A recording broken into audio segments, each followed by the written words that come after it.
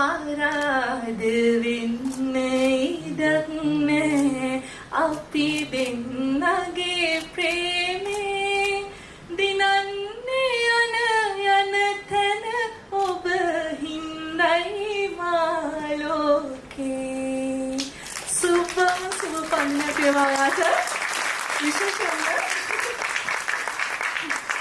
ලෝකේ ලොකුම ගුවන් යානය පදින ලෝකේ හොඳම විශ්වවිද්‍යාල වලින් ඉංජිනේරුවරයෙක් වෙච්ච ඔයා එක බලනකොට මම මහ පොඩි මිනිස්සෙක් ඒ අදටත් මගේ වැඩක් කිව්වහම ඔයාගේ ෆ්ලයිට් කැන්සල් කරගෙන ඔයා ලීව් සති ගණන් ලීව් අරගෙන අද දිවාඩු දාගෙන හැම වැඩක්ම කැන්සල් කරලා මාව එතෙන්ට එක්කන් ගිහිල්ලා මගේ දරුවව බලාගෙන මේ හැමදේම කරන්නේ මම මහ ලොකු මිනිහෙක් කියලා නෙමෙයි ඔයා ඔයාගේ හිණවලටත් වඩා මගේ හිණවලට ආදරය කරන නිසා කියලා මම විශ්වාස කරනවා මුළු ලෝකෙම මට බෑ කියද්දි එයා කිව්ව මට පුළුවන් කියලා.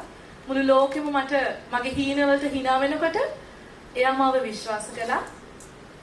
මම බස් එකේ යනකොට මම පයින් යනකොට කිලෝමීටර ගණන් ඒත් එයා මාත් එක්ක හිටියා. අද මම රේන්ජ් රෝවර් එකේ BMW එකේ යනකොට ඒත් එයා මාත් එක්ක ඉන්නවා. ඉතින් ඊට වඩා ජයග්‍රහණයක් මනුස්සෙක්ට තියනවාද? පුංචිම කෙනාගේ නම් අද දවසේ මම යම් කිසි තැනක ඉන්නවා නම් ඒ කෙනා දක්වා එන්න මගේ හයිය ඔයාට සුබ පාදිනයක් වේවා.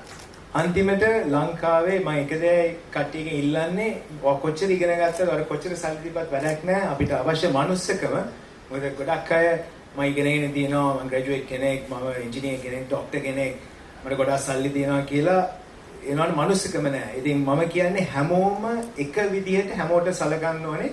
මොකද උස් පහත් ભેදයක් නැතුව මනුස්සකම එක විදිහට තිබ්බොත් හොඳයි කියලා මම හිතනවා.